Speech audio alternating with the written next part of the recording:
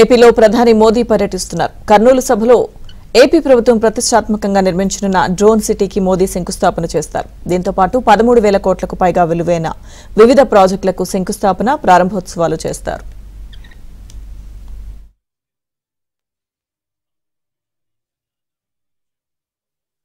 Minister Shri Narendra చూడొచ్చు. శ్రీశైలం చెయ్యి ఊపుతూ వెళ్తున్నారు. ఆయన వాహనంలో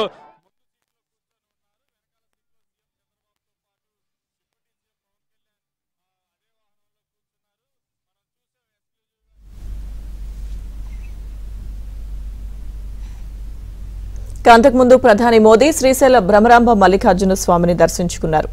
ప్రధాని మోదీ వెంట AP CM Chandrababu, deputy CM Pawan Kalyan ఉన్నారు. భ్రమరాంబ గెస్ట్ హౌస్ నుంచి బయలుదేరి నంది మండపం సర్కిల్ ద్వారా దేవాలయ ప్రాంగణంలోకి మోదీ వెళ్లారు. దేవస్థాన ప్రధాన ద్వారం వద్ద వేద పండితులు పూర్ణకుంభంతో మోదీకి స్వాగతం పలికారు.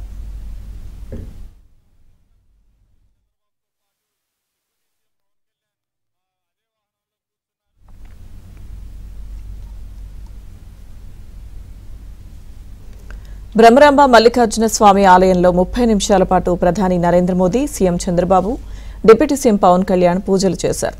మల్లికార్జున స్వామికి పంచామృతాలతో ప్రధాని మోదీ రుద్రాభిషేకం చేశారు. భ్రమరాంబాదేవికి నిర్వహించిన ఖడ్గమాల, కుంకుమార్చన పూజల్లో పాల్గొన్నారు. మల్లన్నకు పూజల అనంతరం శివాజీ స్ఫూర్తి కేంద్రాన్ని సందర్శించారు. అక్కడ కాసేపు ధ్యానం చేశారు.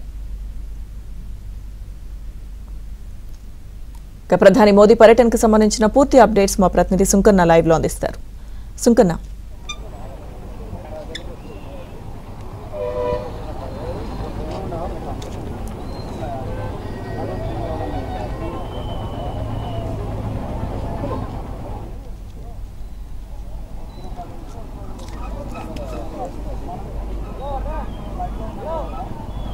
లక్ష్మీ దుర్గా కొద్దిసేపటి క్రితమే శ్రీశైలంలో వెలిసినటువంటి శ్రీ భ్రమరాంబ మల్లికార్జున స్వామివార్లని భారత ప్రధాని Narendra Modi, AP CM Chandrababu, deputy CM Pawan Kalyan కూడా కర్నూలుకు బయలుదేరారు. మరి కాసేపట్లోనే రాగమయూలి గ్రీన్ హిల్స్లో ఏర్పాటు చేసినటువంటి సూపర్ జీఎస్టీ సూపర్ సేవింగ్ కార్యక్రమంలో ప్రధాని నరేంద్ర మోడీ పాల్గొనబోతున్నారు. మనం చూడవచ్చు. ఇంకా ఏదైతే మరి కాసేపట్లో ప్రధాని వస్తారని పబ్లిక్ కూడా చాలా మంది ఏదైతే వేలాది వాహనాల్లో సభకు తరలి వెళ్తున్నటువంటి పరిస్థితి. ఉదయం 8 గంటల నుంచి కూడా పబ్లిక్ వివిధ ప్రాంతాల నుంచి భారీగా తరలి వస్తున్నారు.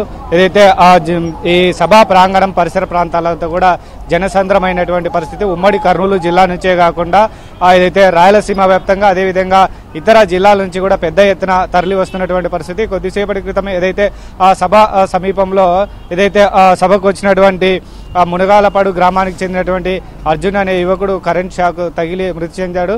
అయితే అతని కరెంటు షాక్ తగిలి అయితే విలవిల్లాడుతున్నటువంటి క్రమంలో అక్కడే పక్కన ఉన్నటువంటి 2 యువకులు కూడా అతన్ని కాపాడేటువంటి ప్రయత్నం చేశారు. అయితే అలాగనే అయితే అతను అక్కడికిక్కడే అపస్మారక స్థితిలో పడి ఉంటే మరి కాపాడేందుకు వెళ్ళినటువంటి మరో 2 యువకులు కూడా కరెంటు షాక్ తగలడంతో వారు కూడా స్వల్ప గాయాలయ్యారు. అక్కడే ఉన్నటువంటి పోలీసు సిబ్బంది కూడా గమనించి వారిని ఏదైతే అక్కడ కుప్పకూలిపోయినటువంటి అర్జున్ కూడా ఆసుపత్రికి, అక్కడ సమీపంలో ఏర్పాటు చేసినటువంటి ఆసుపత్రికి దగ్గరికి తీసుకొచ్చే లోపలే చనిపోయాడని కూడా ఏదైతే వైద్యులు నిర్ధారించారు. అయితే ఈ ఘటన కూడా ఒక్కసారిగా ఇక్కడికి వచ్చినటువంటి అందరికీ కూడా కొంత ఏదైతే షాక్ గురైనటువంటి పరిస్థితి. అయితే మరి కాసేపట్లోనే కూడా ప్రధాని నరేంద్ర మోడీ సభ దగ్గరికి ప్రాంగణానికి చేరుకుంటారు.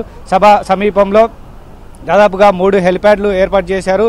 ప్రధాని నరేంద్ర మోడీతో పాటు AP CM Chandrababu, deputy CM Pawan Kalyan కూడా శ్రీశైలం నుంచి బయలుదేరారు. కాబట్టి మరి కాసేపట్లో సభ ప్రారంభంగా అవుతుంది. సభలో ముఖ్యంగా ఏదైతే 13,400 కోట్ల అభివృద్ధి పనులు కూడా ప్రధాని నరేంద్ర మోడీ శంకుస్థాపన చేస్తారు.